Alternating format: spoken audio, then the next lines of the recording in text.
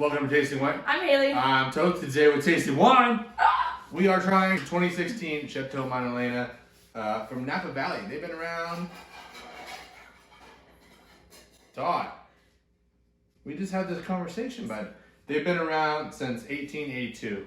So this winery was actually founded in 1882, like you said. Yeah. Well, it's on the bottle. Oh, is it really? Yeah. Okay, so Established 1882.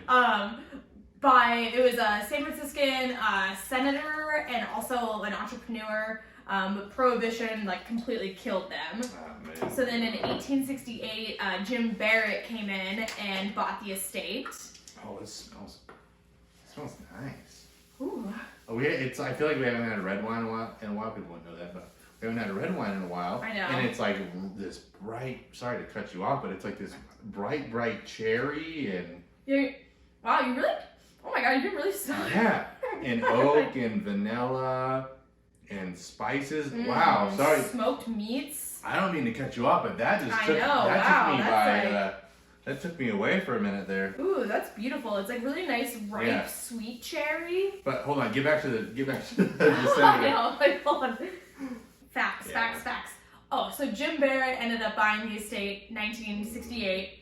And if any of you are familiar with the, I forget what it's called. Judgment of Paris. Judgment of Paris. I was like, the Decision of Paris? The decisions, the wines of Paris. The Judgment of Paris. That's where they stacked the Bordeaux wines against these new up-and-coming California wines, which some of the winemakers would mimic Bordeaux styles and things like that, but they were growing like Cabernet, Merlot, Chardonnay, things like that. Right. So this, their 1973 Chardonnay was stacked up against 4 different white Burgundies and 5 other California Chardonnays, and they came out the winner. They came out the winner. They did. They beat the French. And the French were like, all right, fine.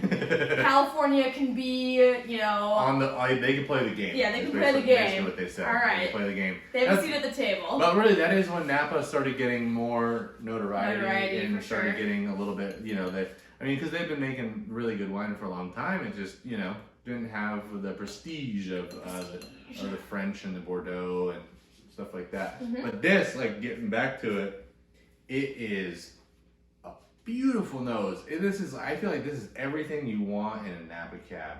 Right on the smell, right? I forgot that this was a cab. Yeah. I'm not gonna lie. It kind of has a little bit of Pinot Noir vibes to it. Well, it has a little bit of an old world vibe to it too. Yeah. Oh my gosh! Wow, this is fantastic. But what do you smell? You can't just say that and not say anything. What are you getting? I mean, you listed everything within 2 cherries? seconds of the show. It's like, all right, I guess show's over. Oopsie. It's really nice smoked meat, really juicy, ripe cherry, but sweet cherry. There's a little bit of kind of limestone in there. Yeah, some minerality.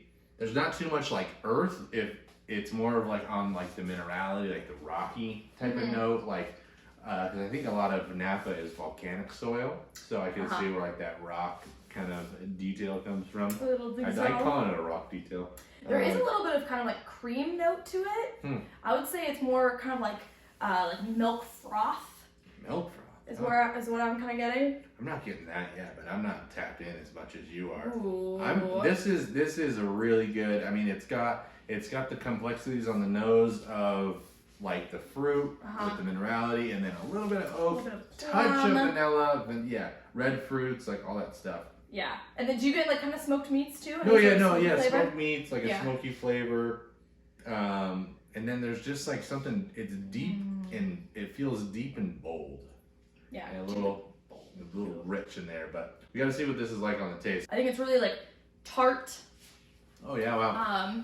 Wow, the finish is really long. Woo. It actually has a really nice kind of vanilla cream finish. Yeah, but it's that back end. But you don't like sweets, and this isn't a sweet vanilla cream. This is a real vanilla from the vanilla bean or something like that. Bean. Yeah, this is it feels less synthetic and it feels more real. All right, so it's been 20-30 minutes just in the glass because I want to experience this. What happened? Just hit my knee. Oh, I want to experience this wine. Are you okay? Okay. I want to experience this wine all the way through, like to Yes. figure out where it drinks best, you know, because I don't want to miss anything. I feel like with a new wine, it's kind of how we like to go about it. Figure out if we want to drink more of it or buy more of it. You know what I mean? I mean, we probably will, but Yeah, I really like it so far. I mean, this is their entry level wine, and well, guess the price on it. Knowing how much Napa wines cost. I mean, I was gonna say that this is $50, but now that you said that, it makes me feel like maybe this is more like a $65 wine. It's around there. You could get it for $50, but it goes up to about 65. I would say. Okay. Yeah. So you're right on. I think it's getting a little bit softer though. I think Yeah. I get a little bit of like violet in there, kind of like mixed in with the creamy notes that I was getting before. Because So the finish, it has this creamy note to it, but it's almost the wine has this elegance. it is. It's very elegant. It's very elegant, elegant. and like silky with a creaminess. Yes. You know, I like that. Absolutely. I like that. So I think in conclusion, like decanting it, or not decanting it, like letting it open up in the glass, I don't think it dramatically changed the taste, but I do think that it made it a little bit more interesting. Yeah.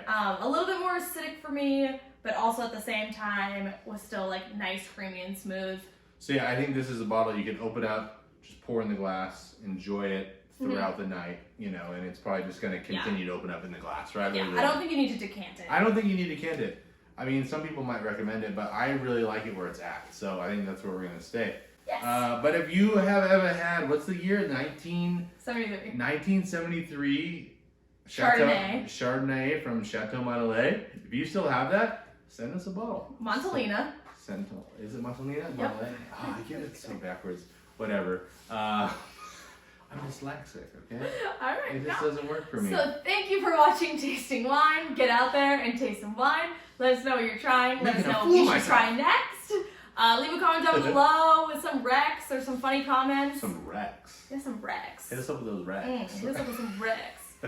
Follow us on Instagram. Our handle is Tasting Wine Official. Otherwise, we'll see you on the next one. Cheers. Cheers.